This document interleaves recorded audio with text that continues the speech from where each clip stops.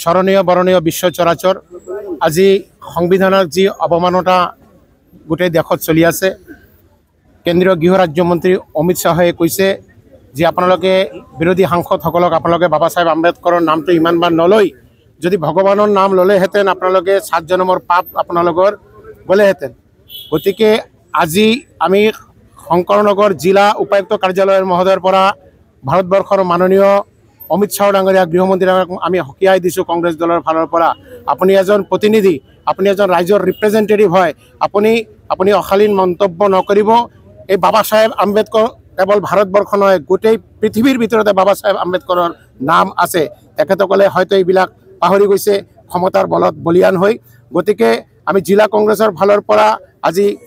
আমাৰ মাননীয় ভাৰতবৰ্ষৰ মহামহিম ৰাষ্ট্ৰপতিলৈ আমি এখন মেমৰেণ্ডাম আমি স্মাৰক পত্ৰ দিছোঁ হোজাই জিলা আয়ুক্ত মহোদয়ৰ যোগেদি গতিকে অনতি পলমে যাতে অমিত শ্বাহ ডাঙৰীয়াক নিলম্বন কৰা হয় আৰু অমিত শ্বাহ ডাঙৰীয়া যদি লাজ থাকে তেখেতে নিজে পদত্যাগ কৰিব লাগে নহ'লে অনাগত দিনত আমাৰ কাৰ্যক্ৰম আৰু ভয়ানক হ'ব আমি কংগ্ৰেছ দলে যদিও অসম চৰকাৰে ভাবিছে আমাৰ এজন দলীয় যোদ্ধা মৃদুল ইছলামক মাৰি আমাক ভয় খুৱাব বিচাৰিছে আমি কিন্তু ভয় কৰা নাই আমাৰ আগৰ যেটো আমাৰ সমদল আছিল আপোনালোকে জানে যদি 500 মানুহ হৈছে আজি আমাৰ ইয়াতে 4-5 হাজাৰ মানুহ আছে অনাগত দিনত আমি আৰু ভয়ংকৰ ৰূপ ধাৰণ কৰিম সাংগঠনিকভাৱে ডেমক্ৰেসি গণতন্ত্ৰ ৰক্ষা কৰি গণতান্ত্ৰিকভাৱে গতিকে আগতে আজি মই দীঘলীয়া নকওঁ আমাৰ ইতিমধ্যে আমাৰ মেজিষ্ট্ৰেট মহোদয়া কৈছে শান্তি শৃংখলাভাৱে কৰিবৰ কাৰণে আমি শান্তি শৃংখলা আমি বজাই ৰাখি কৰি আছোঁ সাংবাদিক বন্ধুসকল আজি আমি আসাম প্ৰদেশ কংগ্ৰেছৰ নিৰ্দেশত গোটেই অসমত বাবা সাহেব আম্বেদকৰ ডাঙৰীয়া আমাৰ যোনে কনষ্টিটিউশ্যন বনাইছে তেখেতৰ ওপৰত ভাৰতৰ গৃহমন্ত্ৰীয়ে যোনটো পাৰ্লামেণ্টৰ ভিতৰত অপমানজনক বক্তব্য ৰাখিছে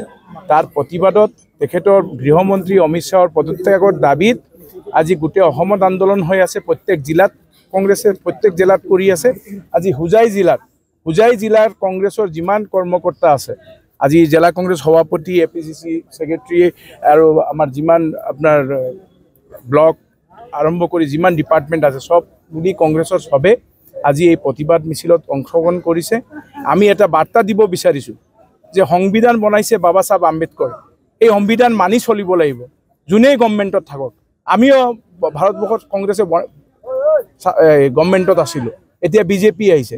সংবিধান মানি কাম কৰিব লাগিব আৰু আমাৰ নেতা সংবিধান যোনে বনাইছে তেখেতক ভাৰতবৰ্ষৰ সংবিধানৰ যোনটো মন্দিৰ